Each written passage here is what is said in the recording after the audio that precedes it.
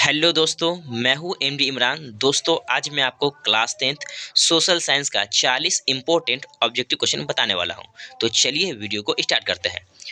तो दोस्तों, सबसे पहला क्वेश्चन है, रूस की संसद को कहते हैं? ऑप्शन ए में है डायट, ऑप्शन बी में है संसद, और ऑप्शन सी में है ड्यूमा, और ऑप्शन डी में है सीनेट। तो दोस्तों, इसका सही आंसर हो जाएगा ऑप्शन नंबर सी, यानी कि ड्यूमा। रूस के संसद को ड्यूमा कहते हैं। चलिए अगला क्वेश्चन की ओर चलते हैं। क्वेश्चन नंबर 2 कहता है, भारतीय कम्युनिस्ट पार्टी की स्थापना कहाँ हुई?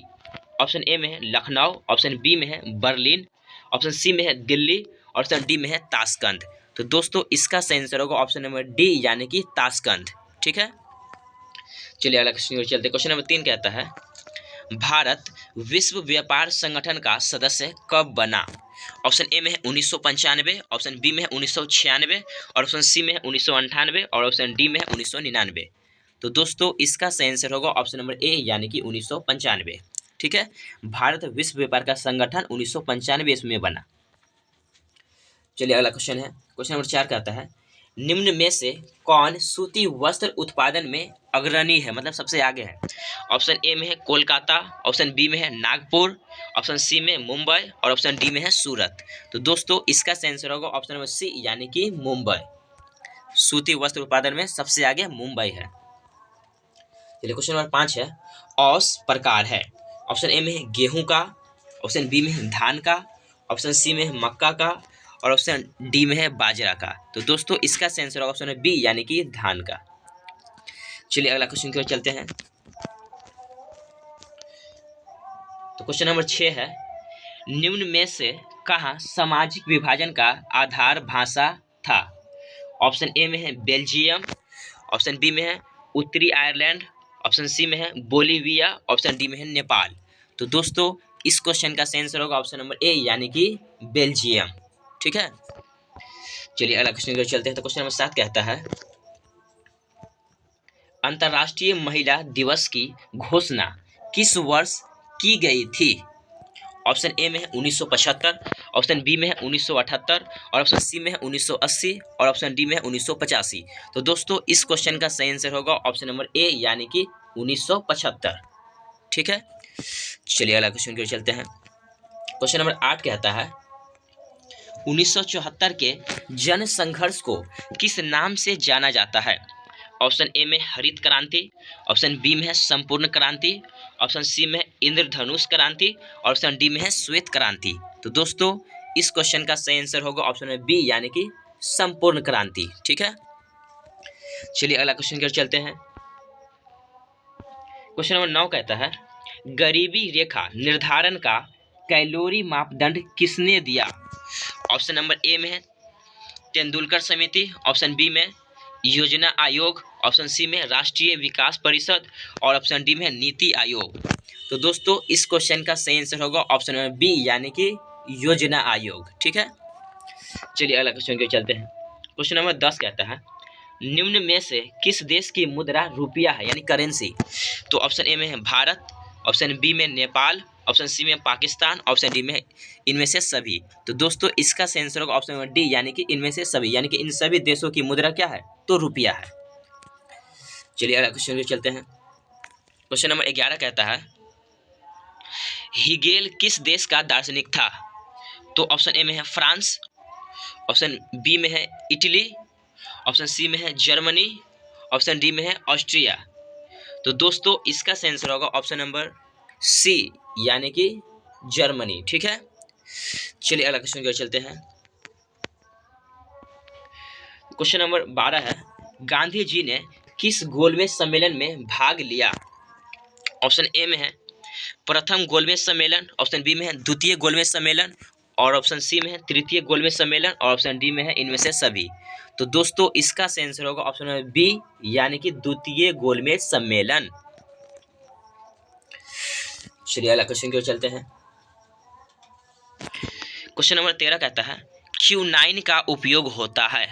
ऑप्शन ए में है मलेरिया में, ऑप्शन बी में है कैंसर में, ऑप्शन सी में है दर्द निवारण में, और ऑप्शन डी में है टीबी में। तो दोस्तों, इस क्वेश्चन का सही आंसर होगा ऑप्शन नंबर ए, यानी कि मलेरिया में।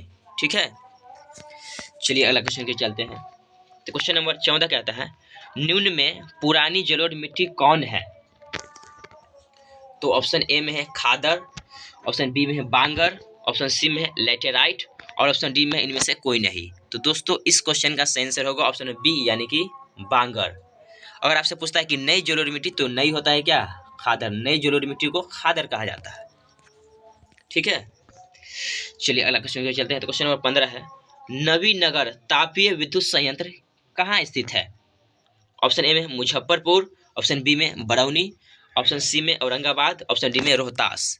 तो दोस्तों इस क्वेश्चन का सही आंसर होगा ऑप्शन नंबर सी यानी कि औरंगाबाद। चलिए अगला क्वेश्चन की ओर चलते हैं। क्वेश्चन नंबर 16 है डॉक्टर राजेंद्र प्रसाद का जन्म स्थान कहाँ है?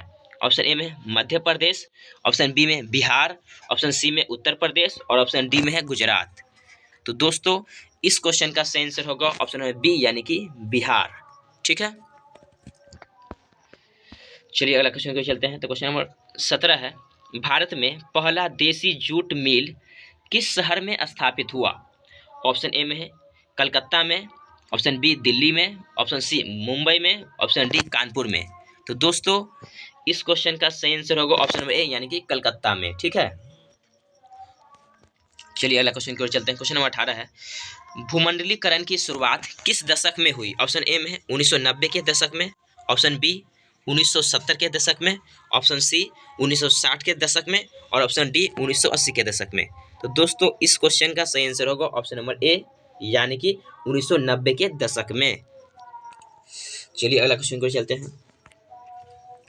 क्वेश्चन नंबर 19 कहता है निम्न में से कौन पंचायती राज व्यवस्था का दूसरा स्तर है? ऑप्शन ए में है ग्राम पंचायत, ऑप्शन बी में है जिला पंचायत, ऑप्शन सी में है पंचायत समिति, ऑप्शन डी में है नगर पालिका। तो दोस्तों इस क्वेश्चन का सही आंसर होगा ऑप्शन सी यानी कि पंचायत समिति। चलिए अगला क्वेश्चन को चलते हैं। क्वेश्चन नंबर 20 कहता है 1871 में कौन सी संधि हुई थी? ऑप्शन ए में है फ्रैंकफर्ट की संधि, ऑप्शन बी में है पेरिस की संधि और ऑप्शन सी में है वियना कांग्रेस की संधि, ऑप्शन डी में इनमें से कोई नहीं। तो दोस्तों इस क्वेश्चन का सही आंसर होगा ऑप्शन नंबर ए यानी कि फ्रैंकफर्ट की संधि 1871 में हुई थी, याद रखना। ठीक है, चलिए क्वेश्चन नंबर 21 की ओर चलते हैं। तो क्वेश्चन नंबर 21 कहता है बिहार में पंचायती राज संस्थाओं में महिलाओं के लिए कितनी सीटें आरक्षित हैं? ऑप्शन ए में है 50%, ऑप्शन बी में 25%, ऑप्शन सी में 33% और ऑप्शन डी में कोई नहीं। तो दोस्तों इस क्वेश्चन का सही आंसर होगा ऑप्शन नंबर ए यानी कि 50%। ठीक है, चलिए अगला क्वेश्चन नंबर 22 कहता है निम्न तलीय जल जमाव वाले क्षेत्र को कहा जाता है? ऑप्शन ए में है वेटलैंड, ऑप्शन बी में है मार्शलैंड, ऑप्शन सी में है ड्राई लैंड, ऑप्शन डी में इनमें से कोई नहीं। तो दोस्तों इस क्वेश्चन का सही आंसर होगा ऑप्शन नंबर ए यानी कि वेटलैंड। चलिए अगला क्वेश्चन की ओर चलते हैं। क्वेश्चन नंबर 23 कहता है जर्मनी के एकीकरण का प्रमुख वास्तुकार कौन था? ऑप्शन ए में है मेजनी, ऑप्शन बी में गैरीबाल्डी, ऑप्शन सी में लेनिन, ऑप्शन डी में है बिस्मार्क। तो दोस्तों इस क्वेश्चन का सही आंसर होगा ऑप्शन नंबर डी यानी कि बिस्मार्क। जर्मनी के एकीकरण का प्रमुख वास्तुकार बिस्मार्क था। चलिए अगला क्वेश्चन को चलते हैं। तो क्वेश्चन नंबर 24 कहता है स्वर्णिम चतुर्भुज योजना महामार्ग इनमें किस शहर को नहीं जोड़ता है? ऑप्शन ए में है दिल्ली, ऑप्शन बी में गुवाहाटी, ऑप्शन सी में चेन्नई, ऑप्शन डी में कोलकाता। तो दोस्तों इस क्वेश्चन का सही आंसर होगा ऑप्शन बी यानी कि गुवाहाटी।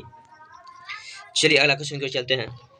क्वेश्चन नंबर 25 कहता है गांधी जी ने भारत में सत्याग्रह का पहला प्रयोग कहाँ किया था? ऑप्शन ए में है चंपारण में, ऑप्शन बी खेरा में, ऑप्शन सी अहमदाबाद में, ऑप्शन डी कोलकाता में। तो दोस्तों इस क्वेश्चन का सही आंसर होगा ऑप्शन नंबर ए यानी कि चंपारण में। ठीक है, और चंपारण सत्याग्रह आंदोलन होता है 1917 में। ठीक है, 1917 में। चलिए अगला क्वेश्चन की ओर चलते हैं। क्वेश्चन नंबर 26 कहता है अखिल भारतीय किसान सभा का गठन कहाँ और कब हुआ था? ऑप्शन ए में है बिहटा 1928 में, ऑप्शन बी सोनपुर 1929 में, ऑप्शन सी लखनऊ 1936 में, ऑप्शन डी पटना 1937 में। तो दोस्तों इस क्वेश्चन का सही आंसर होगा ऑप्शन नंबर सी यानी कि लखनऊ 1936 में। चलिए क्वेश्चन नंबर 27 की ओर चलते हैं। तो क्वेश्चन नंबर 27 कहता है नरोत्तम सिहानु कहाँ के शासक थे? ऑप्शन ए में है वियतनाम के, ऑप्शन बी लाओस के, ऑप्शन सी कंबोडिया के, ऑप्शन डी थाईलैंड के। तो दोस्तों इस क्वेश्चन का सही आंसर होगा ऑप्शन सी यानी कि कंबोडिया के। नरोत्तम सिहानुक कंबोडिया के शासक थे। ठीक है, चलिए अगला क्वेश्चन की ओर चलते हैं। क्वेश्चन नंबर 28 कहता है, भारत में न्यूनतम मजदूर कानून किस वर्ष पारित हुआ? ऑप्शन ए में है 1881 में, ऑप्शन बी 1926 में, ऑप्शन सी 1947 में और ऑप्शन डी 1948 में। तो दोस्तों इस क्वेश्चन का सही आंसर होगा ऑप्शन नंबर डी यानी कि 1948 में। चलिए अगला क्वेश्चन की ओर चलते हैं। तो क्वेश्चन नंबर 29 कहता है, राष्ट्रवाद की अवधारणा का जन्म किस घटना से माना जाता है? ऑप्शन ए में है पुनर्जागरण, ऑप्शन बी धर्म सुधार आंदोलन, ऑप्शन सी गौरवपूर्ण क्रांति और ऑप्शन डी है फ्रांस की क्रांति। तो दोस्तों इस क्वेश्चन का सही आंसर होगा ऑप्शन नंबर ए यानी कि पुनर्जागरण। ठीक है, चलिए अगला क्वेश्चन को चलते हैं। क्वेश्चन नंबर 30 कहता है, मेटरनिख कौन था? ऑप्शन ए में है ऑस्ट्रिया का चांसलर, ऑप्शन बी में है फ्रांस का सम्राट, ऑप्शन सी में है रूस का जार, ऑप्शन डी में है प्रसा का चांसलर। तो दोस्तों इस क्वेश्चन का सही आंसर होगा ऑप्शन नंबर ए यानी कि ऑस्ट्रिया का चांसलर था कौन? मेटरनिख। चलिए अगला क्वेश्चन पर चलते हैं। क्वेश्चन नंबर 21 है, महात्मा गांधी को चंपारण आने का निमंत्रण किसने दिया था? ऑप्शन ए में है गोरख प्रसाद, ऑप्शन बी में है ब्रज किशोर प्रसाद, ऑप्शन सी में है राजकुमार शुक्ल, ऑप्शन डी में है राजेंद्र प्रसाद। तो दोस्तों इस क्वेश्चन का सही आंसर होगा ऑप्शन सी यानी कि राजकुमार शुक्ल। चलिए अगला क्वेश्चन पर चलते हैं। क्वेश्चन नंबर 32 है, लखनऊ समझौता किस वर्ष हुआ? ऑप्शन ए में है 1916 में, ऑप्शन बी में है 1918 में, ऑप्शन सी में है 1922 में और ऑप्शन डी में है 1930 में। तो दोस्तों इस क्वेश्चन का सही आंसर होगा ऑप्शन नंबर ए यानी कि 1916 में। लखनऊ समझौता 1916 में हुआ था। चलिए अगला क्वेश्चन को चलते हैं। क्वेश्चन नंबर 33 है, भारत का डाक विभाग कितने जोनों में विभाजित है? ऑप्शन ए में है 8, ऑप्शन बी में है 7, ऑप्शन सी में है 6, ऑप्शन डी में है 5। तो दोस्तों इस क्वेश्चन का सही आंसर होगा ऑप्शन नंबर ए यानी कि 8। ठीक है, चलिए अगला क्वेश्चन की ओर चलते हैं। क्वेश्चन नंबर 34 है, बिहार की पहली रेल लाइन कौन थी? ऑप्शन ए में है Martin light railway, option B में है east India railway, option C में है भारतीय रेलवे और ऑप्शन डी में है बिहार रेल सेवा। तो दोस्तों इस क्वेश्चन का सही आंसर होगा ऑप्शन नंबर बी यानी कि ईस्ट इंडिया रेलवे। ठीक है, चलिए अगला क्वेश्चन को चलते हैं। तो क्वेश्चन नंबर 35 है, कहलगांव तापीय विद्युत परियोजना किस जिला में अवस्थित है? ऑप्शन ए में है बांका, ऑप्शन बी में है भागलपुर, ऑप्शन सी में है वैशाली, ऑप्शन डी में है बक्सर। तो दोस्तों इस क्वेश्चन का सही आंसर होगा ऑप्शन नंबर बी यानी कि भागलपुर। ठीक है, चलिए अगला क्वेश्चन को चलते हैं। क्वेश्चन नंबर 36 है, बिहार की राजधानी है? ऑप्शन ए में है नालंदा, ऑप्शन बी में है पटना, ऑप्शन सी में है राजगीर, ऑप्शन डी में है आरा। तो दोस्तों इसका सही आंसर ऑप्शन है बी यानी कि पटना। बिहार की राजधानी क्या है? पटना। ये तो सिंपल क्वेश्चन हो गया।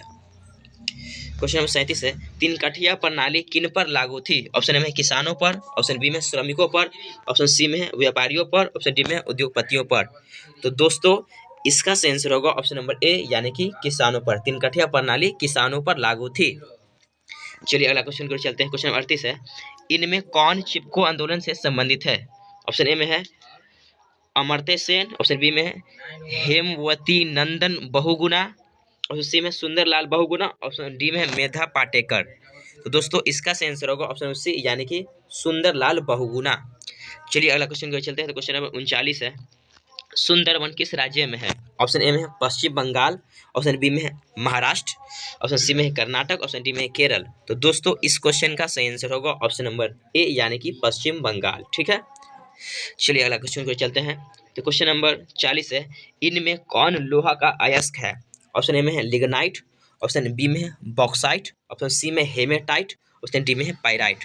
तो दोस्तों इस क्वेश्चन का सही आंसर होगा ऑप्शन सी यानी कि हेमेटाइट। ठीक है, हेमेटाइट लोहा का अयस्क है। दोस्तों आज के लिए बस इतना ही, मिलते हैं नेक्स्ट वीडियो में, तब तक के लिए धन्यवाद।